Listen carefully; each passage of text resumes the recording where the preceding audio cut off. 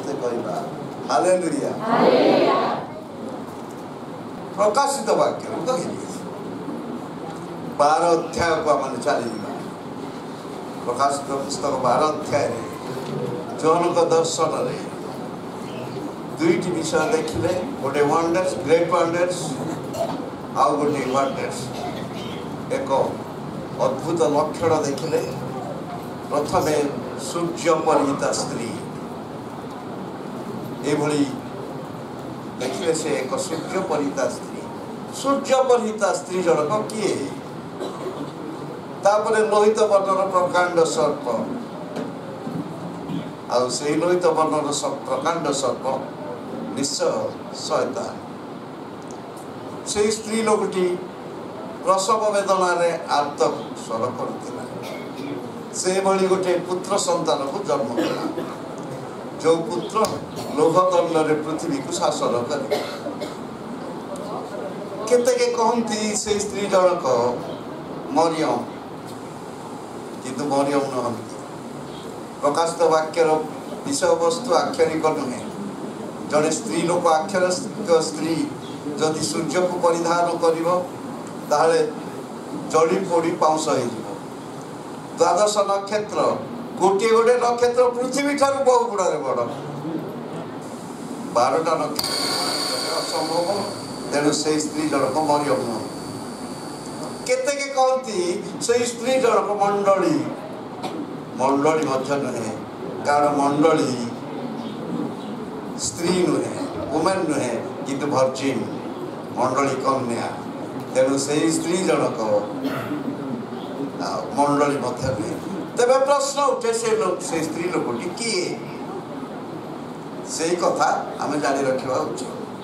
ता बुझेवा निमंते मु आपण को आदि पुस्तक 37 अध्याय 9 पद पाखक जी से जोसेफर स्वप्न अनंतर जोसेफ आउ गोटे स्वप्न देखी कहले देख सूर्य चंद्र और एकादश नक्षत्र मत प्रणाम। सूर्य जोसेफर बापा चंद्र तांकर माँ एकादश नक्षत्र तांकर 11 जन भाई आउ जोसेफ को सेठारे जोग कले 12 जन 12टी नक्षत्र सदृश और ही आम देखा पाऊ तेरे से स्त्री लोक इस्राएल से स्त्री लोक मंडली नुहे से स्त्री लोक मरियम नुहे से होचंदी इस्राएल से सूर्य चंद्र एकादश नक्षत्र को आम देखुचु आ जोसेफ को जोग कले 12 जन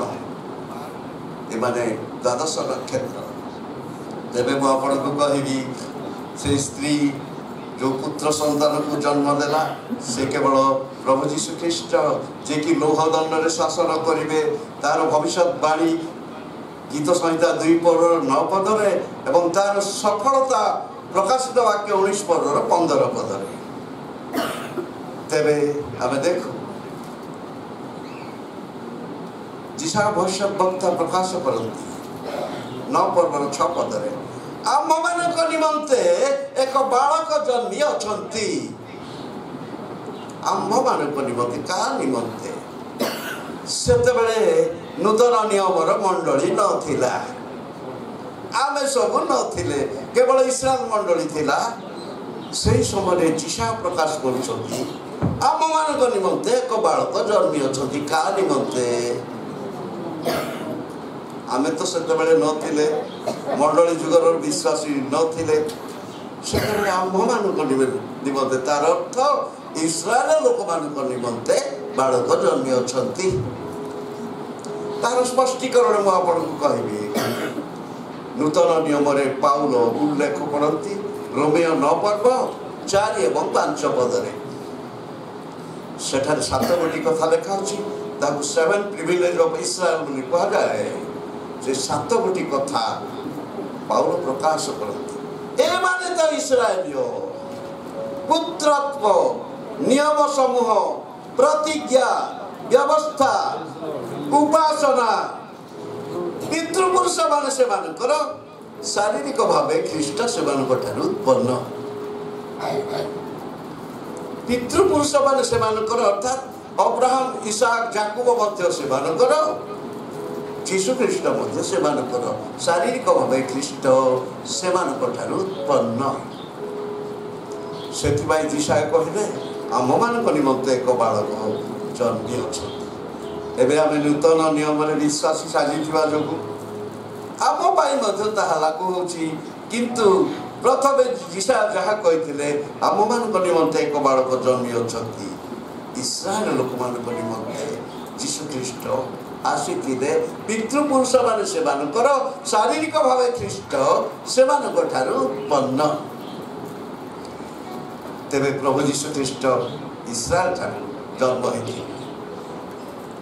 जे इस्राएल को रक्षा करती से घुमाइबे नहीं कि निद्रा जीवे नहीं और आमे मध्य इस्राएल विश्वास द्वारा अब्राहम को संतान से आशीर्वाद आमान को प्रति रही।